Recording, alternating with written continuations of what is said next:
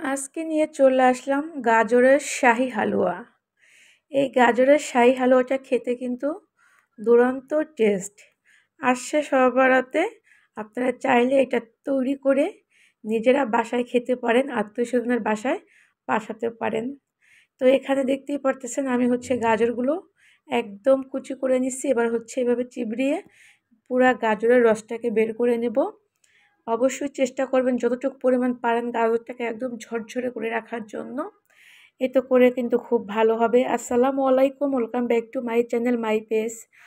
যেহেতু গাজরের শাহী হালুয়া, তার মানে বুঝতেই পারতেছেন এটা কত সুস্বাদু হয় খেতে। আর এখানে দেখতে পাচ্ছেন গাজরের যে রসটা আমি চিবড়িয়ে আলাদা করে নিচ্ছি। এটা কিন্তু আমি ফেলে দেব না, এটা আপনারা ফ্রিজে আইস বক্সে রেখে দেবেন। আইস হয়ে গেলে এটা মুখের স্কিনে ব্যবহার করতে পারবেন। খুবই উপকারী একটি জিনিস, সেই জন্য যেহেতু আমি রাখবো একটু দেখিয়ে দিলাম। এবার চুলাতে ফ্রাই প্যান বসিয়ে দিলাম। ফ্রাই প্যান গরম হওয়ার পরে একদম শুকনো ফ্রাই প্যানে পুরো গাজরগুলো দিয়ে দিতে হবে। আর দেখুন গাজরগুলো কিন্তু একদম ঝরঝরে, গাজরের গায়ে কোনো প্রকারের পানি কিন্তু নেই। এবার একটু করে এটাকে হালকা করে একটু ভেজে নিচ্ছি। আসলে আমার কথা হয়তো বুঝতে আপনাদের একটু কষ্ট হতে পারে, কারণ আমার গলা বসে গেছে ঠান্ডার কারণে, সেই জন্য। তো আমার কথা বোঝার দরকার নেই, কষ্ট করে রেসিপিটা ভালো করে ফলো করবেন, তাহলে বুঝতে পারবেন যে এটাকে আমি কীভাবে তৈরি করতেছি। তো এখানে যেহেতু আমার 600 গ্রামের মতো বা 700 গ্রামের মতো গাজর আছে, আমি এখানে বড় কাপের 1 কাপ পরিমাণ চিনি ব্যবহার করতেছি। আসলে চিনি মিষ্টি আপনাদের যে যেরকম আসলে খেতে চান, কম বা বেশি ওভাবে ব্যবহার করবেন।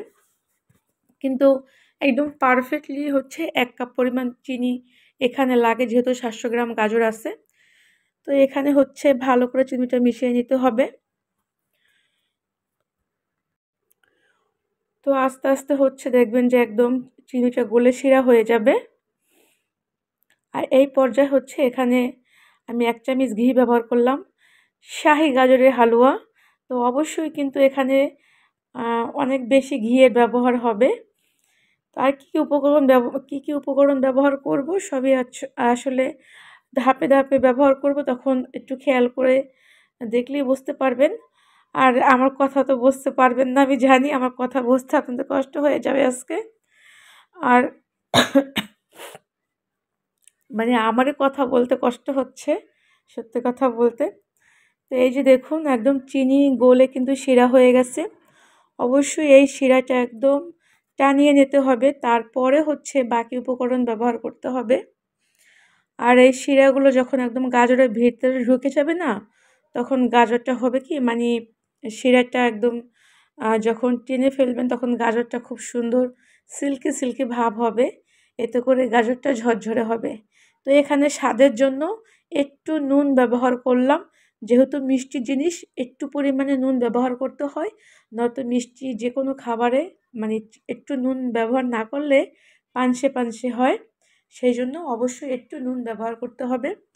এবার শিরাটা আমি টানিয়ে নেওয়ার পরে এখানে লিকুইড দুধ ব্যবহার করতেছি। এখানে একদম ঘন দুধটা ব্যবহার করবেন। তো এখানে আমি 1/2 কেজি পরিমাণ দুধ জ্বালিয়ে একদম ঘন করে নিয়েছিলাম। তো এই পর্যায়ে এখানে আমি আবারও 1 চামচ ঘি ব্যবহার করলাম। এখানে আমি প্রথমে কিন্তু বলেছিলাম যে ঘিয়ের পরিমাণটা একটু বেশি লাগবে, যেহেতু শাহী গাজরের হালুয়া, তো বুঝতেই পারতেছেন ঘিয়ের পরিমাণটা বেশি লাগবে। এবার লিকুইড এই দুধটা পুরোটাই একদম টানিয়ে নিতে হবে। তো এই পর্যায়ে আমি এখানে কিছু বাদাম ব্যবহার করতেছি। এখানে পেস্তা বাদাম আর কাঠবাদাম আছে। এখানে আরও কিছু পরিমাণ ঘি ব্যবহার করতেছি। এবার এখানে আমি এই যে কিছু পরিমাণ গুঁড়া দুধ ব্যবহার করব। এটাকে ধাপে ধাপে ব্যবহার করতে হবে, একেবারে সব দিয়ে দেওয়া যাবে না।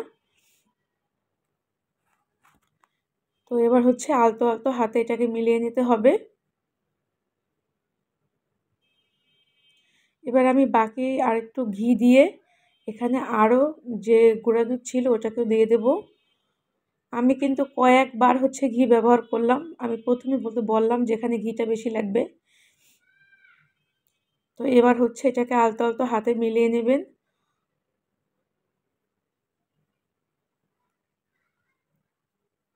তো অনেকক্ষণ ভাজার পরে এভাবে করে চেক করে নেবেন যে কোনো, এই যে দেখুন এবার কিন্তু পুরোটাই হচ্ছে ঘি দেখা যাচ্ছে, এখানে কোনো প্রকার পানি নেই। তো আমি হচ্ছে আরও কিছুক্ষণ ভেজে নেব এটাকে। এবার লাস্ট পর্যায়ে আরও একটু ঘি দিয়ে দিলাম।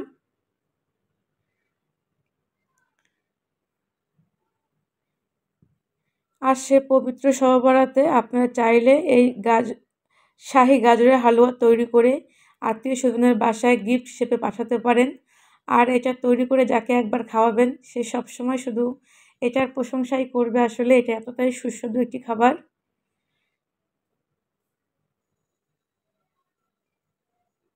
তো এই যে দেখুন একদমই ঝরঝরা হয়ে গেছে এটা। এটা ঠান্ডা হওয়ার পরে কিন্তু আরও ঝরঝরা হবে। তো এই পর্যায়ে এটাকে আমি নামিয়ে ফেলবো।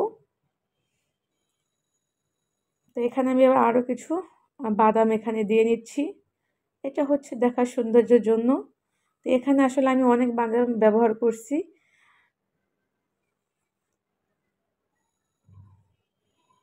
এটা হচ্ছে গার্নিশিং এর জন্য একটু ব্যবহার করলাম। তো এই তো তৈরি হয়ে গেল শাহী গাজরের হালুয়া। এটা তৈরি করা কিন্তু আসলে একদমই সহজ, কিন্তু এটা খেতে কিন্তু খুবই খুবই টেস্ট। এটা যাকে একবার তৈরি করে খাওয়াবেন সে এটার স্বাদ কখনো ভুলতে পারবে না। তো আর কি কি হালুয়ার রেসিপি দেখতে চান অবশ্যই কমেন্টে জানাবেন, শেয়ার করব আপনাদের সাথে।